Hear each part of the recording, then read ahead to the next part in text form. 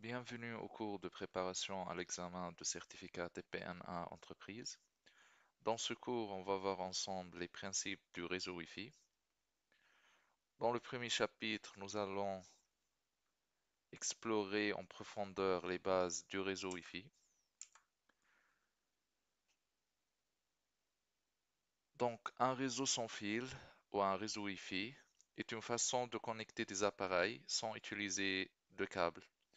Cela offre la liberté de déplacement et une connexion pratique entre les dispositifs. Quelle est la différence entre la transmission filaire et la transmission Wi-Fi? Simplement, la transmission filaire utilise des câbles physiques pour envoyer des données, offrant généralement une connexion plus stable et plus rapide.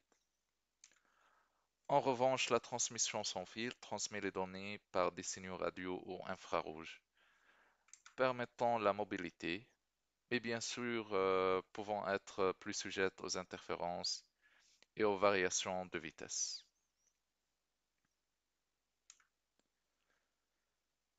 Fréquence radio. Donc, on va voir ensemble maintenant la définition des fréquences radio. Les fréquences radio sont des signaux électromagnétiques utilisés pour la communication sans fil. Elles permettent aux appareils de transmettre des données à travers l'air, facilitant ainsi la communication à distance sans nécessiter de câbles physiques. Dans cet exemple, comme vous voyez, par exemple, les points d'accès ou les routeurs Wi-Fi bi-band utilisent les fréquences 2.4G et 5G.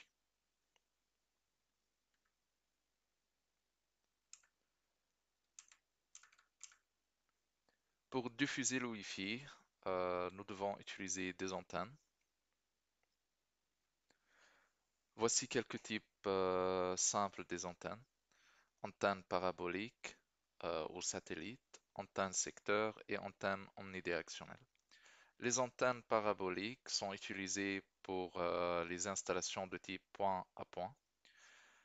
Donc, une antenne doit émettre le signal vers une autre antenne à une distance par exemple de 15 km, de 20 km. Le deuxième type d'antenne, c'est l'antenne secteur ou l'antenne directionnelle. Ce type d'antenne est utilisé bien sûr à l'extérieur pour les typologies de type ou pour les installations de type point à plusieurs points. Donc, une seule antenne doit envoyer le signal vers des autres antennes. Le troisième type, c'est antenne omnidirectionnelle. C'est souvent utilisé pour couvrir le signal dans des zones spécifiques. Par exemple, pour couvrir le signal dans une piscine, pour couvrir le signal dans un jardin, par exemple. Chaque antenne a deux paramètres, le gain et la largeur.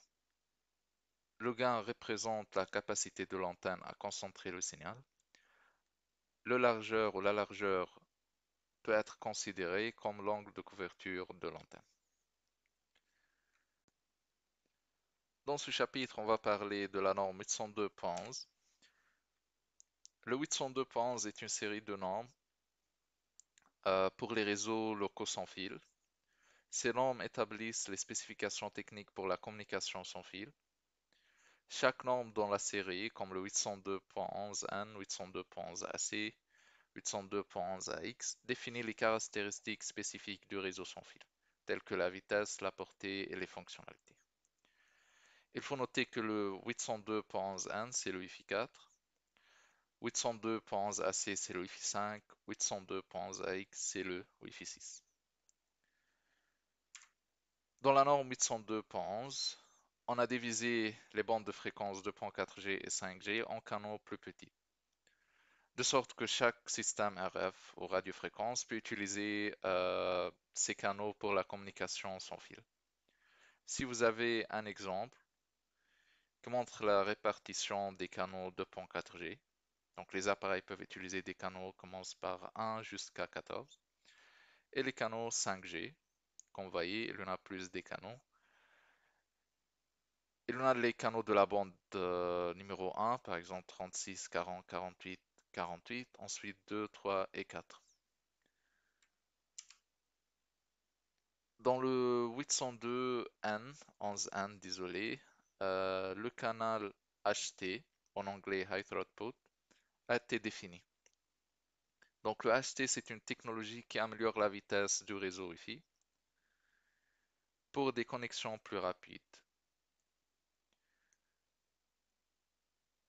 Avec le 802.11ac, c'est-à-dire le Wi-Fi 5, le canal VHT, en anglais Very High Throughput, a été défini.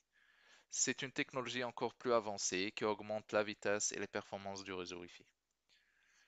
Bien sûr, pour des connexions ultra rapides et fiables.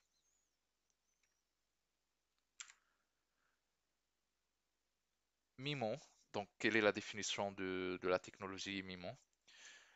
MIMO, c'est une technologie qui permet à un routeur ou un point d'accès Wi-Fi et à un appareil de communiquer en utilisant plusieurs antennes pour améliorer la vitesse et la qualité de la connexion sans fil.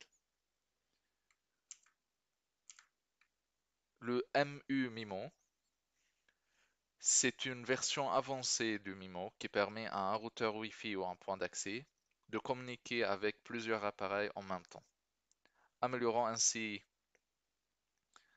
le réseau Wi-Fi, bien sûr, et la communication avec les utilisateurs.